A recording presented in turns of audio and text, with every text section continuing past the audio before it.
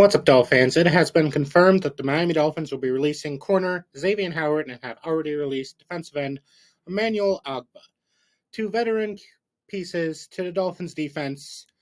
But we all saw this coming. The Dolphins need to get rid of some cap space so they can restructure to his contract and bring most of the pieces forward for next year.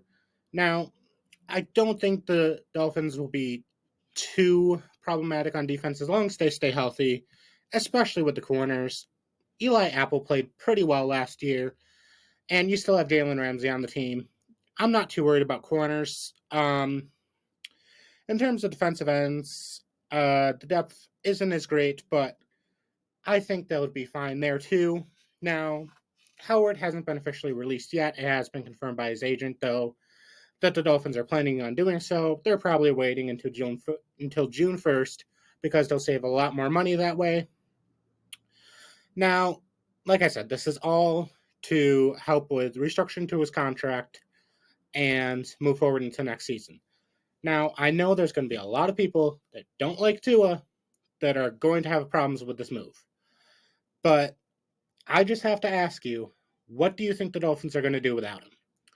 There's no quarterback in this league that they can afford and that would be available anyway that can slot into this system and have the Dolphins ready to compete next year. I don't care what you think of Tua, but until you find a viable replacement and a logical one, then quit complaining because, yeah, the solutions that some fans have come up with, Justin Fields, really? Justin Fields. And not as terrible, but Caleb Williams. Yeah, the Dolphins are not going to give up a ton of their picks and even some players to get the first overall pick, which is still a gamble. I know that Caleb Williams has been playing really well, but every draft pick is a gamble. Stick with Tua. I know that we're all frustrated with how the offense performed against top-tier teams, but this gives us the best chance without having to go through a full-blown blow it all up and rebuild again. So,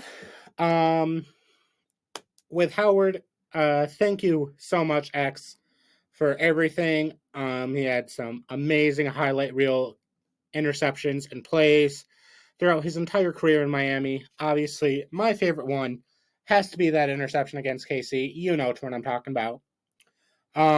If you have any other favorite Howard moments, put them in the comments below. I'd love to hear them. But thank you, X. Thank you, Ogbah. And good luck in the future. Blessed be. Fins up.